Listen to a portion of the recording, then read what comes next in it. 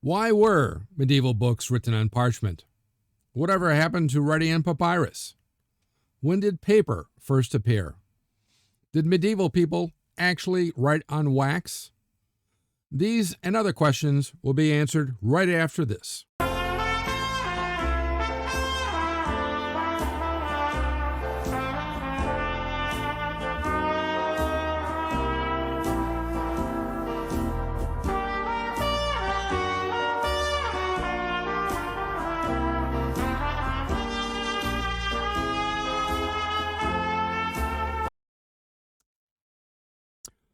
Hi, I'm Professor Jerome Markenberg, and I've been teaching a wide variety of history courses at colleges across this country for the past 30 years. In this video, I'm going to tell you all about why papyrus was no longer used in the Middle Ages, why the scroll format was replaced by the Codex Format, why people wrote on wax, when paper books first appeared in Europe, and the effect on scribes of the printing press.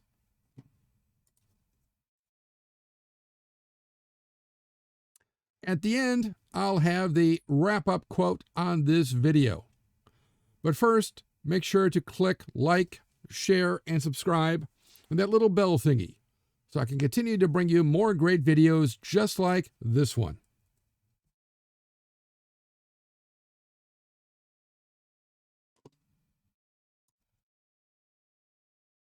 In ancient Greece and Rome, the normative form for a book was the Papyrus Scroll, written in columns side by side from top to bottom, stored in round chests and boxes, much as you see here. And notice the way he is holding the scroll. It's not up and down, it's sideways. And then the columns are written this way and this way and this way from left to right. Though some cultures, again, wrote right to left, so the same thing that applied that way. Papyrus is a thick, paper-like material made by, and here, of course, is the original papyrus plant, made by weaving the stems of the papyrus plant, layering them at right angles to each other, and while still moist, pounded into a single sheet, then dried under pressure, where it kind of glues itself together, then polished, and one end of it glued to another to form, and you see them here, to form a longer roll, seen here, longer rolls, and then usually attached to a piece of wood like this, which meant, unfortunately, that writing could only be done on one side, the top, following the fibers. Now, in theory, you would think you can write on the reverse side, but the way papyrus is constructed, the ink simply will not adhere.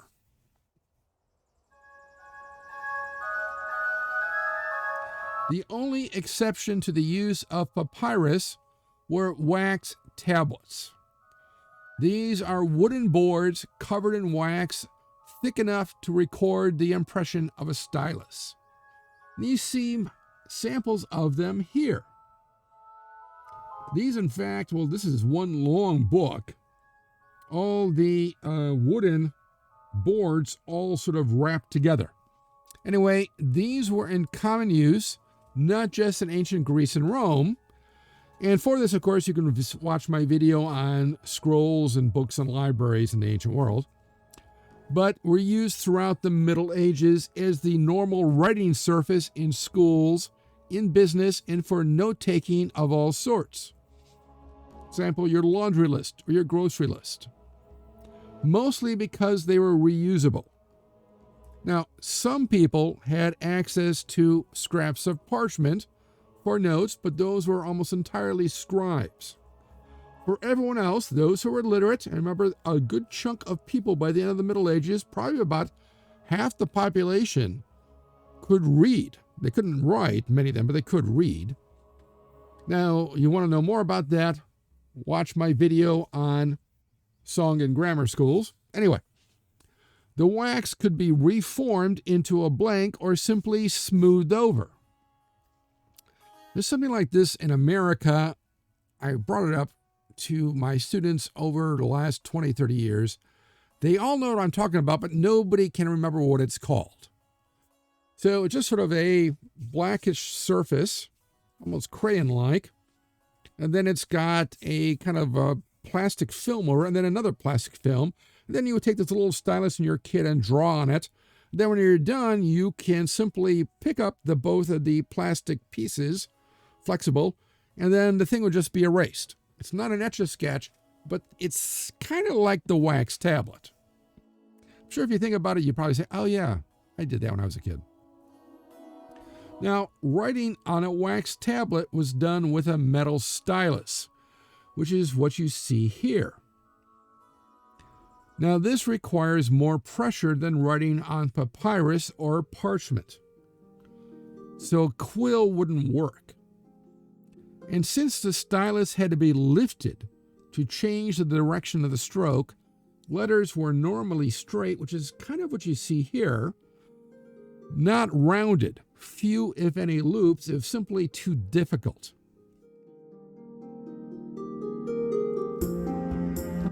For some reason, disputed by scholars, still to this day, the Codex.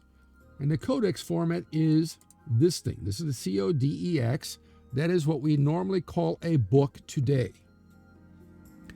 Ancient Greece and Rome primarily used the rolls, and again, you notice it's sideways, so left, right, so forth, down here, and then down here, and then down here, and so forth. But the Codex format is leaves of a uniform size, bound together along one edge, which today we'll call the spine, held between two covers. This perhaps evolved, again perhaps, from binding several wax tablets together, like this, and like those earlier pictures I showed you from the first slide. These became popular among early Christians, and over the 3rd and 4th centuries, gradually replaced Papyrus Scroll. Again, the nice thing about parchment, you can write on both sides. Remember, papyrus, you cannot. Also, this Codex format makes the Codex more portable, storable, searchable, and readable. In other words, with this, you see here, this is a stylus included, and here are the different wooden boards bound together. This is like a little carrying case. Yes, the scroll can be carried together to some extent, but remember, you can only write on one side, and there are no page numbers. Whereas with a Codex, you can have page numbers. These are wax tablets. Also, storable. It's easier to store the book, as many of you do, as opposed to a papyrus scroll, because at least with the book, you can have writing on the spine so you know what it is. Whereas in a scroll, there is no spine. How do you know what's in the damn thing? It's difficult.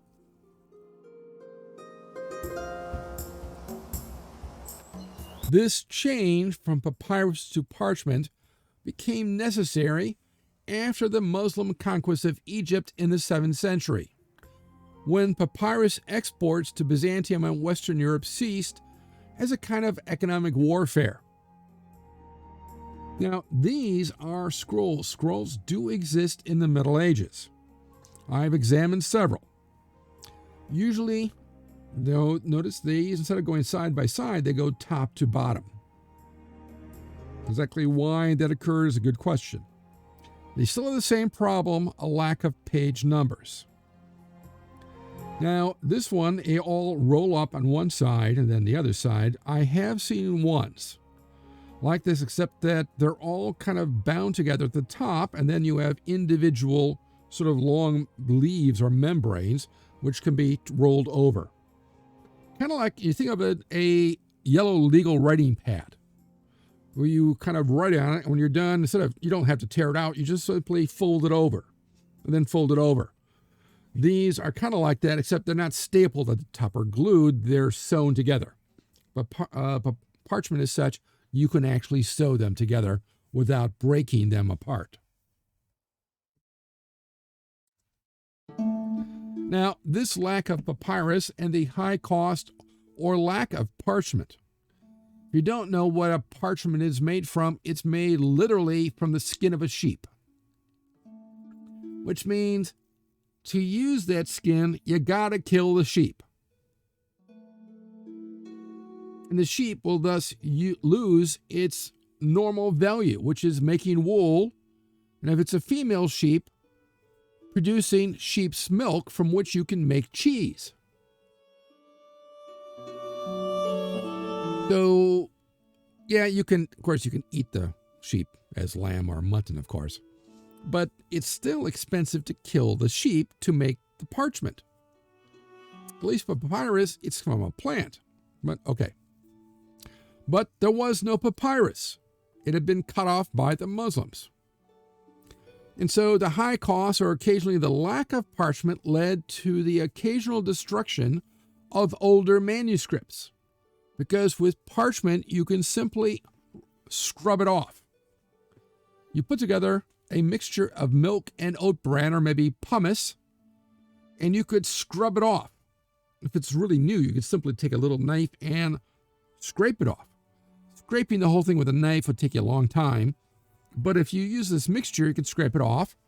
And today, this is called a palimpsest, which you can see down here, and you could see these.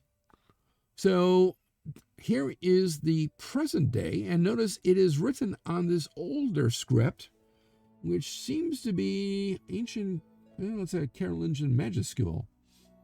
And this one is harder to tell, but if you put it under ultraviolet light, you can read it.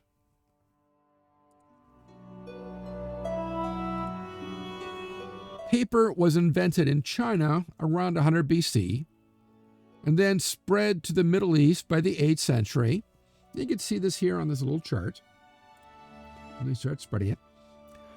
Makes its way to Europe by the 14th and 15th centuries, when scribes, attracted by the lower cost of paper, which is about a sixth cheaper than parchment.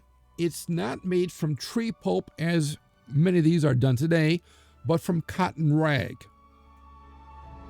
And this paper, and I have seen books from the 14th century, many of them with paper, and that paper is still nearly pristine. You know, you find a book from the 19th century and the thing, or 18th, and it's made from the tree pulp paper, and it just begins to crumble. That's because it's so acidic. And combined with the atmosphere, the oxygen. But the cotton rag doesn't really do that. It's really well made. Anyway, the scribes, since paper was cheaper, began to use it instead of parchment in books, which really destroyed the parchmenter business. But okay. Now, these do look like your typical parchment medieval book, but in fact, this is a paper book. These paper books continued the scribal tradition with rubrics, miniatures, historiated initials, marginalia, and so forth. And if you don't know what that is, consult my video on medieval book production. So the scribes at first continued the same fashion, which is what you see here. Here's the actual text. This is all written in with gold leaf and everything. This continued with the earliest printed books until they fell out of fashion in the 16th century. By the advent of printing in the mid-15th century, so paper books appear well before the printing press. Anyway, by the advent of printing in the mid-15th century, a market already existed upon which a profitable printing enterprise could be built. In other words, nobody in their right mind then or now, well, maybe now, but back then certainly would not set up a printing press, which is quite expensive, if there wasn't a great demand for books. So that also includes why, because people could read a lot. So, for example, by the year 1500, some 35,000 separate editions of books, mostly religious and devotional works, that was what was in high demand, had been printed and published, or between about 150,000 to 200,000 printed books. In a century, by 1600, there existed between 150,000 to 200,000 separate editions on all sorts of subjects, or between 1.5 to 2 million printed books. You see here, notice the urbanization rate. As it goes up, it tracks with universities and manuscripts. And here, of course, are the output of books. Manuscripts, that's a medieval thing, till about the 15th century, and then printed books just keeps going up. Here's an early printing press. The printing press contributed immeasurably to the success and widespread diffusion of the ideas of Martin Luther and other reformers, which is in my video on the Reformation, and with the Protestant emphasis on reading the Bible, furthered European literacy.